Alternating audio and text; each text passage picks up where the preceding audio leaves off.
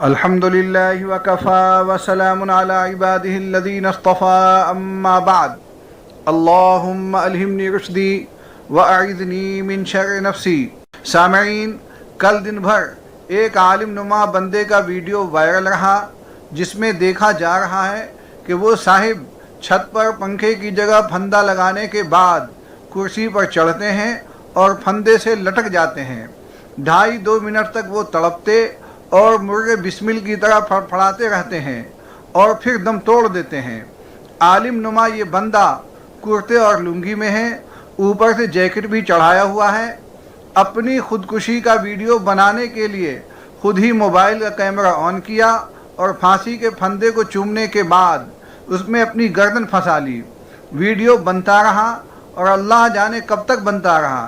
جب کافی دیر تک دروازہ نہیں کھلا تو لوگوں کو تشویش ہوئی۔ جب دروازہ کھولا گیا تو منظر ہی جدا تھا۔ عالم صاحب کا مردہ جسم پھندے سے جھول رہا تھا۔ سامعین، بتایا جا رہا ہے کہ اس بندے کا نام مولانا اشفاق تھا۔ یہ چھپرا بہار کے رہنے والے تھے اور کسی مسجد میں امام بھی تھے۔ عمر کوئی 23 یا 24 سال ہوگی۔ ایک صاحب نے میرے پاس ایک تحریر بھی بھیجی جو اس عالم بندے کے قلم سے لکھی ہوئی تھی۔ تحریر لال قلم سے تھی اور زبان بھی ہندی۔ یہ ان صاحب کی خودکشی کا نوٹ تھا جسے انگریزی میں سوسائڈ نوٹ بھی کہا جاتا ہے۔ خودکشی کا نوٹ سماعت فرمائیں۔ ابھی میرے اکاؤنٹ میں 24,852 روپے ہیں۔ میں کچھ گھنٹوں کے بعد نہیں رہوں گا۔ اس پیسہ کو کسی ضرورت مند کو ضرورت ہو تو دے دینا۔ اس کا پن کوڈ فلاں نمبر ہے۔ ڈالنے کے بعد پیسہ نکل جائے گا۔ اوکے، میرے لیے دعا کرنا۔ مجھے پتہ نہیں ہے میں ظہر کی نماز پڑھ پاؤں گا یا نہیں۔ میں اپنی موت کا کارن میں خود ہوں۔ اس گاؤں یا کسی کو میرے موت سے کچھ لینا دینا نہیں ہے۔ میرا ایک بیگ ہے، اس میں بھی کچھ 1000 روپیہ ہوگا۔ جس کو یہ کاپی ملے وہ میرا کچھ اور کام کر دے۔ میرے پاس 3 لوگوں کا روپیہ جمع ہے۔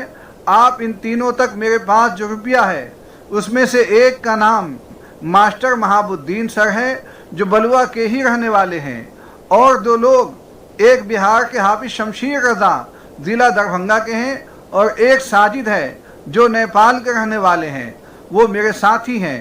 ان تینوں نے میرے پاس 3-3 ہزار روپیہ جمع کیا ہے۔ اس مہینے کو لے کر 4 مہینہ ہو جاتا ہے۔ سب کو دے کر جو بچے اسے میرے نام پر صدقہ کر دیجیے گا۔ نوٹ: سب سے اہم بات، یہاں کے کوئی لوگ بھی میرے موت کا کارن نہیں ہے۔ مجھے زندگی جینے کا دل نہیں کر رہا تھا، اس لیے مر رہا ہوں۔ میں محمد اشفاق رضا اتاری۔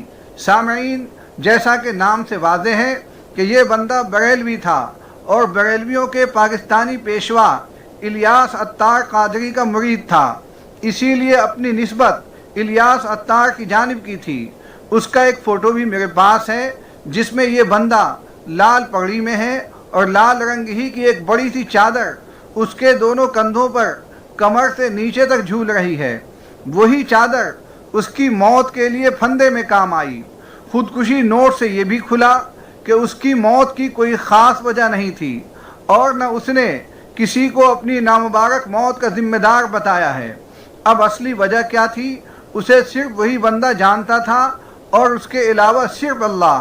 سامعین، ہم لوگ بڑے فخر سے پہلے کہا کرتے تھے کہ کوئی بھی عالم آج تک ایسی منحوس موت نہیں مرا، مگر لاک ڈاؤن سے اس طرح کی کئی خبریں سوشل میڈیا پر آ چکی ہیں۔ علماء اور حفاظ کا ایمان سب سے زیادہ مضبوط ہونا چاہیے، کیونکہ یہاں اللہ، رسول، روز آخرت، یوم جزا، اچھی بری تقدیر اللہ ہی کی طرف سے ہے، یہی پڑھایا جاتا ہے، اور ہر دن کسی نہ کسی صورت میں ان اسباق کا اعادہ بھی ہوتا ہے۔ اب اگر مدارس کے پڑھے ہوئے لوگ بھی اس طرح کرنے لگے تو عوام میں کیسا پیغام جائے گا اور وہ کیا تاثر لیں گے۔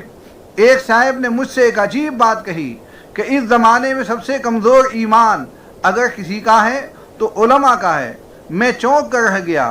بولنے والے فاضل دارالعلوم دیوبند تھے۔ سامعین، خودکشی کوئی اچھی چیز نہیں ہے۔ میں نے اس موضوع پر پہلے بھی کافی گفتگو کی ہے۔ میں نے عرض کیا تھا کہ یہ ایک حرام اور بزدلانہ موت ہے۔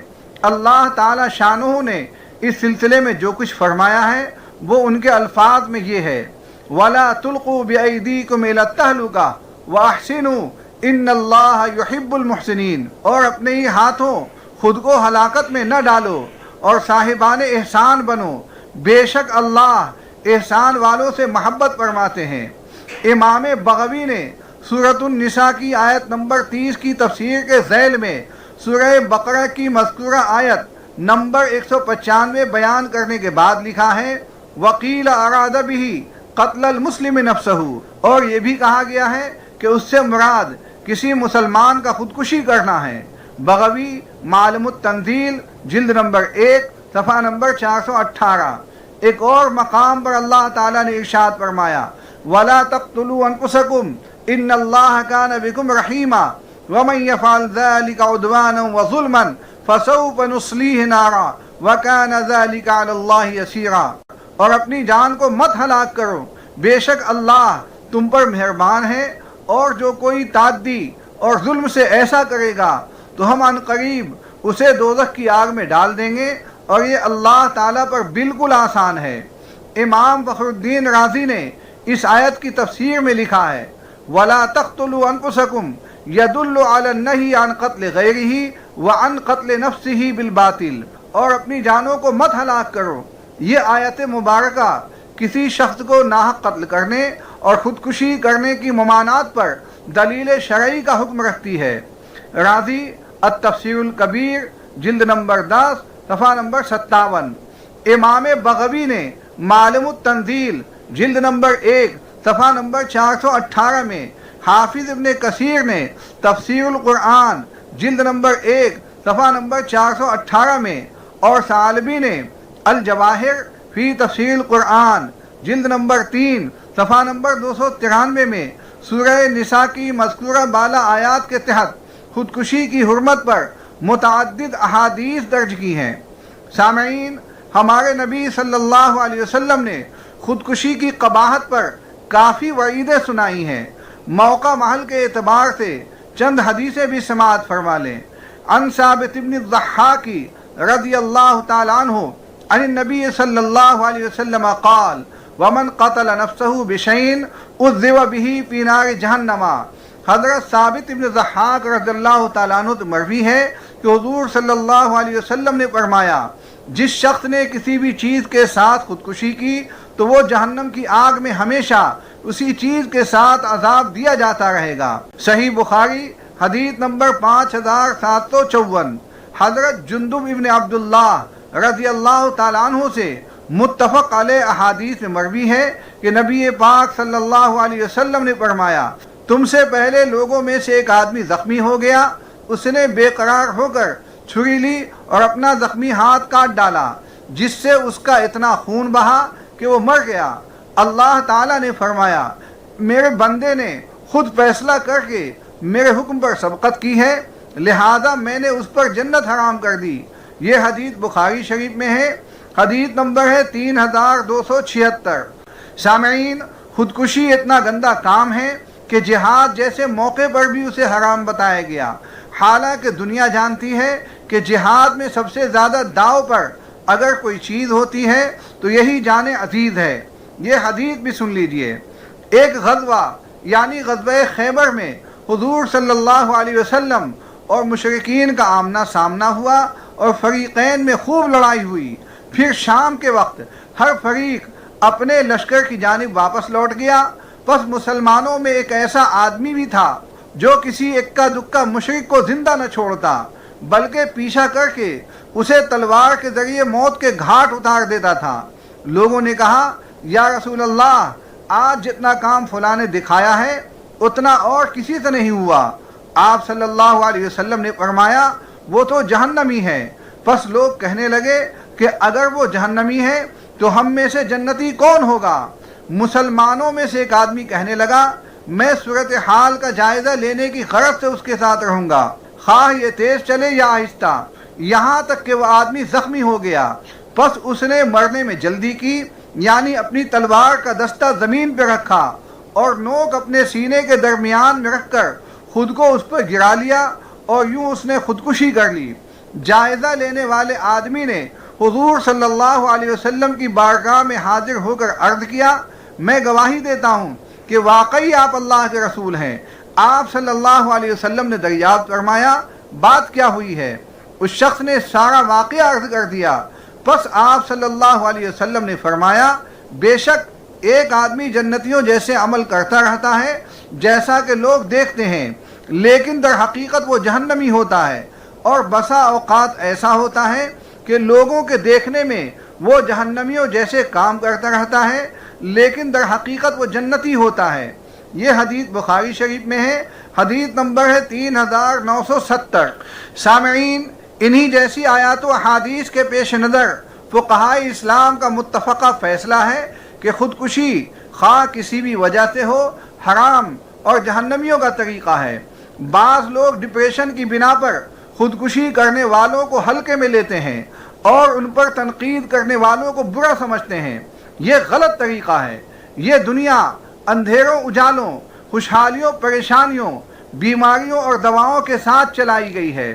بڑی سے بڑی اور خطرناک بیماریوں میں بھی خودکشی کی اجازت نہیں ہے، پھر لوگ کس طرح ڈپریشن والوں کو جواز کی سند دیتے ہیں؟